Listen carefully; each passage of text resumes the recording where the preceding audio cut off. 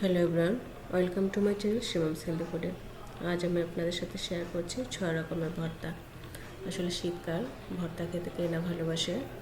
আর এই শীতকালে ভর্তা তো স্পেশাল ভর্তা। শীতকালে সবজি দিয়ে ভর্তা খেতে অসাধারণ লাগে। আর তাই আমরা ফ্রাইডেতে ভাবলাম যে শুধু ভর্তাই খাবো। শীতকালে সব রকম সবজি দিয়ে, সব রকম বলতে যেগুলো আমার ঘরে ছিল সেগুলো দিয়ে আমি ভর্তা তৈরি করেছি। 6 রকমের ভর্তা। এখানে আমি আলু ভর্তা, ধনেপাতা ভর্তা, চাপার ভর্তা, বেগুন ভর্তা, শিম ভর্তা, টমেটো ভর্তা করেছি। সবগুলো ভর্তাই অসাধারণ লেগেছে। আসলে রন্ধন বলেন একটা শিল্প, এটাকে শিল্প বলা যেতে পারে। তাই আন্তরিকতার সাথে ভালোবাসা যে কোনো রান্না করলে সেটা সুস্বাদু হয়। আমি এখানে শিম এবং টমেটো, কাঁচামরিচ, একটু লবণ দিয়ে অল্প একটু তেল দিয়ে বসিয়ে দেব। অল্প আঁচে এটাকে আমি সেদ্ধ করে নেব। এতে আমি কোনো পানি অ্যাড করব না। আর এইভাবেই যদি আপনার শিম এবং টমেটোটা সেদ্ধ করেন পানি ছাড়া, তাহলে খেতে খুবই ভালো লাগে। কারণ এখানে পানি থাকে না, পানির যে একটা খাবারটাকে করে দেয়, এটা হবে না। আর এখানে আমি বেগুনটা পুড়ে নিচ্ছি। বেগুন আসলে সেদ্ধ করে অনেকেই খায়, কিন্তু বেগুন পোড়াটাই ভালো লাগে। আর আলুটাও আমি সেদ্ধ বসিয়ে দিয়েছি কাঁচামরিচ দিয়ে। এখন আমি ধনে পাতাটাকে একটু ভেজে নেব। আর এখানে একটু অল্প তেল দিয়ে কাঁচামরিচ, পেঁয়াজ এবং রসুন দিয়ে ধনে পাতাটাকে ভাজবো। একটু লবণ দিয়ে দিব। আর এভাবে ধনে পাতাটা ভর্তা করে খাবেন, অসাধারণ লাগে। আপনি এক পেট ভরে ভাত খেয়ে ফেলবেন শুধু ধনে পাতা ভর্তা দিয়ে।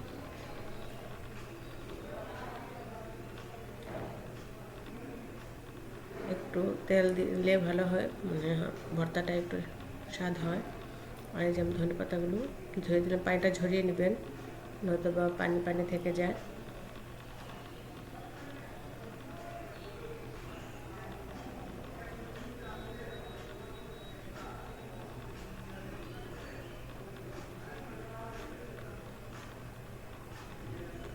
খুব বেশি ভাজবো না, জাস্ট সেদ্ধ সেদ্ধ হবে এই টাইপের রাখবো। লবণটা একটু কম মনে হয়েছিল, তাই একটু লবণ দিয়ে দিলাম। ধনে পাতা কিন্তু অনেকগুলো দিয়েছি, কিন্তু মিশিয়ে সেদ্ধ হয়ে অল্প হয়ে গেছে। বেগুনটাকে আমি একটু উল্টিয়ে দিচ্ছি।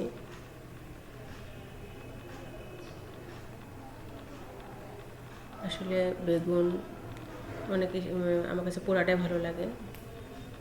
পোড়া বেগুন ভর্তা, এটা সেন্টই অন্যরকম।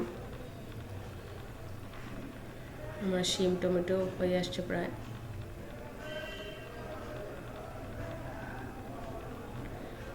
আর এখন আমি এতে পেঁয়াজ, রসুন, কাঁচামরিচগুলো ভেজে নেব।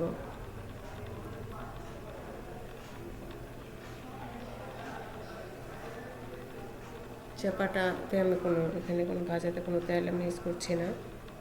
কারণ আর এগুলো কাঁচামরিচ, রসুন, পেঁয়াজ এগুলো আলাদা আলাদা করেই যদি একটু টেলে নেন, তাহলে ভর্তাটা খেতে স্বাদ হয়। কাঁচামরিচটা টেলে নিয়ে এখন আমি পেঁয়াজটাকে আলাদা করে টেলে নিচ্ছি। এরপর রসুন টেলে নেব। আর লাউ পাতা নিয়েছি, ফ্রেশ 2টা লাউ পাতা গাছ থেকে পেড়ে এনে এখানে চাপাগুলো ভালোভাবে ধুয়ে নিয়ে এতে বসিয়ে দিলাম। এতে হয় কি, চাপাটা তাওয়ায় কিংবা কড়াই লেগে যায় না। আর লাউ পাতা দিয়ে চাপাটা ভর্তা করলে অনেক টেস্টি হয়। আমি ওইভাবেই টেলে নিয়েছি কাঁচামরিচ, পেঁয়াজ, রসুন।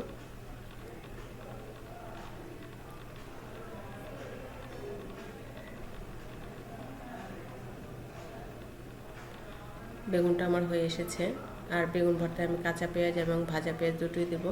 শিম এবং টমেটো সেদ্ধ হয়ে গেছে, এখন শুধু ভর্তা মাখবো। এখানে আমি শুকনো মরিচ, কাঁচামরিচ, ভাজা পেঁয়াজ, কাঁচা পেঁয়াজ মিশিয়ে বেগুন ভর্তাটা করবো। এভাবে বেগুন ভর্তাটা করে দেখবেন, অসাধারণ লাগে।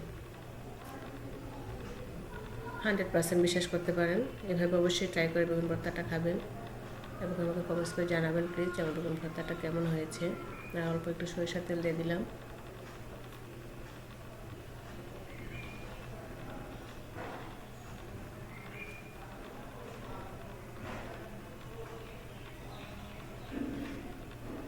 অবশেষে একটু ধনেপাতা কুচি দিলাম। ধনেপাতা কুচি না দিলে তো ভর্তার টেস্টই আসে না। আর এই ভর্তাটা এভাবে তৈরি করে আপনি, এখন তো শীতকাল, ফ্রিজে আমরা 2 দিন পর্যন্ত খেয়েছি ভর্তা দিয়ে। মানে যখন মন চেয়েছে একটু ভর্তা প্রথমে খেয়ে নিয়েছি ভাত দিয়ে। এভাবে আপনারা যারা ভর্তা পছন্দ করেন এভাবে রেখে ফ্রিজে অন্তত 2 দিন থেকে 3 দিন খেতে পারবেন, নর্মালি রেখে খেতে পারবেন। এখানে আমি শিম ভর্তা করছি। শুকনো মরিচ দিয়েছি 2টা, কাঁচামরিচ, পেঁয়াজ দিয়েছি। এখানে আমি ভাজা পেঁয়াজ দিইনি, শুধু কাঁচা পেঁয়াজ দিয়ে শিম ভর্তাটা করছি।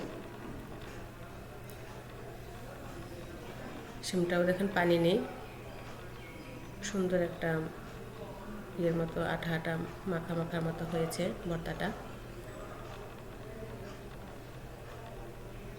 টমেটোটাও সুন্দরভাবে সেদ্ধ হয়ে গেছে। টমেটো তো আমি শুকনো মরিচ দিয়ে টমেটো ভর্তাটা করব। এতে শুধু কাঁচা পেঁয়াজ দেব। ভাজা পেঁয়াজটা বেগুন এবং আলু ভর্তা থেকে দিলেই বেশি ভালো লাগে। আমার মেয়ে ভিডিও রেকর্ড করছে, আর তাই একবার ল্যান্ডস্কেপে একবার পোর্ট্রেট করে করছে।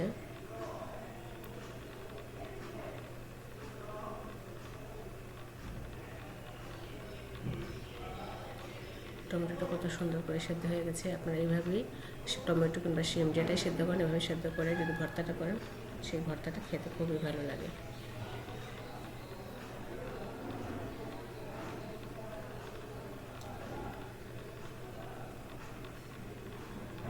টমেটো ভর্তা হয়ে গেছে।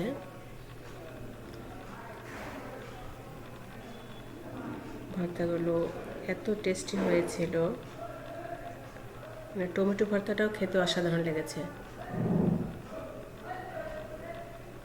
আর আমি আলু ভর্তা, চেপা শুটকি ভর্তাটা আমি শিলপাটা বেটে নিয়েছি। আর আলুটা তো নর্মালি আমরা সব আলু ভর্তা করে খাই। খুবই টেস্টি এবং মানে কি বলবো, ভাষায় প্রকাশ করতে পারছি না, এত সুস্বাদু হয়েছিল ভর্তাগুলো। তো আশা করি আমার এই ভর্তা রেসিপিটা আপনাদের ভালো লাগবে। যদি ভালো লেগে থাকে তাহলে অবশ্যই একটা সাবস্ক্রাইব করে দেবেন, কমেন্টস করে দেবেন, একটা লাইক করে দেবেন প্লিজ। আমার এই রেসিপিটা যদি আপনার ভালো লেগে থাকে তাহলে কমেন্টস করে জানাবেন প্লিজ। আজ এ পর্যন্তই, ধন্যবাদ সবাইকে।